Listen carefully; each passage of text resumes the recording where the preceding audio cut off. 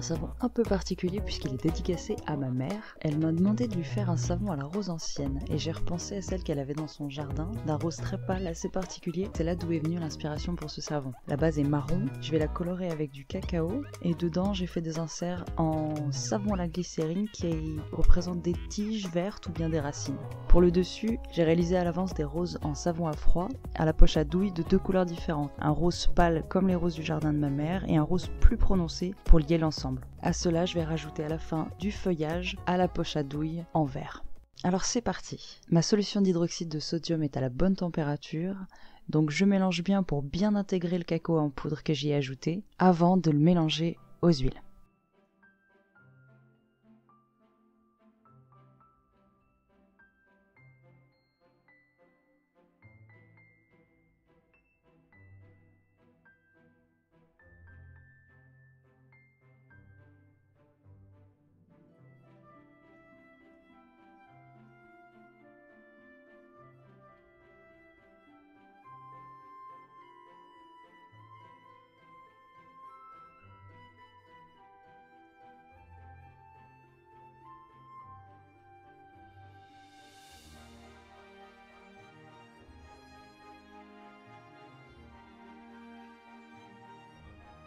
Voilà les inserts en savon à la glycérine qui, une fois le savon coupé, feront comme des tiges.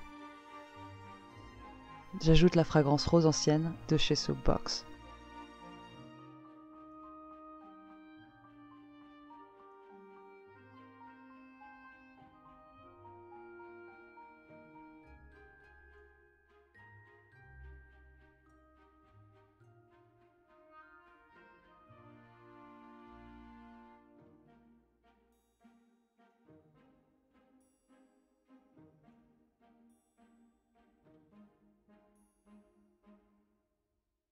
Mes inserts étant trop petits pour le moule, j'ai essayé de changer. Mais non, ça ne venait pas de la taille du moule. Mes inserts ont juste rétréci à la cure. J'aurais dû y penser.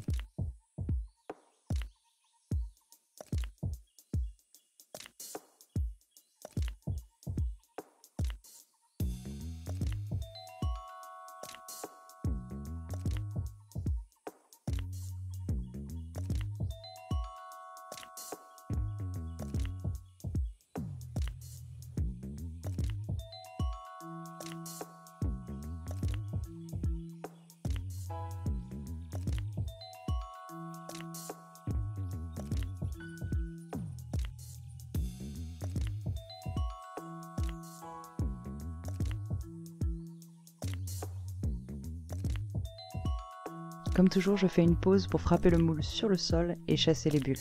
Je pulvérise ensuite avec de l'alcool pour empêcher la formation de cendres de soude. Je passe maintenant à la préparation de la pâte à savon verte pour les feuilles. Il y a déjà dans les huiles un mélange de mica et d'oxyde vert. En mélangeant, je vois que la couleur commence à tourner au marron et donc je décide de rajouter un peu plus d'oxyde vert. Voilà les fleurs que j'avais fabriquées précédemment. Les plus pâles sont colorées à l'argile blanche et rose, et pour les plus foncées, j'ai rajouté un peu d'oxyde rose en plus. Je fais une première couche volontairement inégale avec le vert pour pouvoir venir positionner les roses dessus.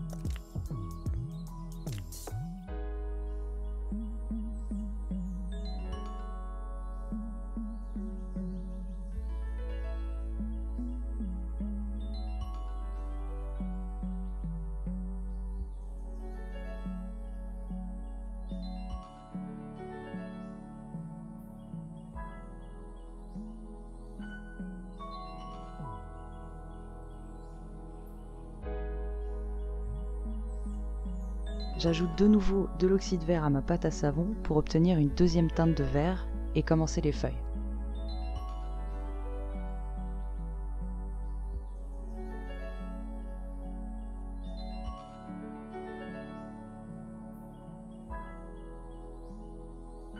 Alors je passe en gros plan pour essayer que vous puissiez bien voir, mais je suis désolée, j'ai mis ma tête devant un bon nombre de fois.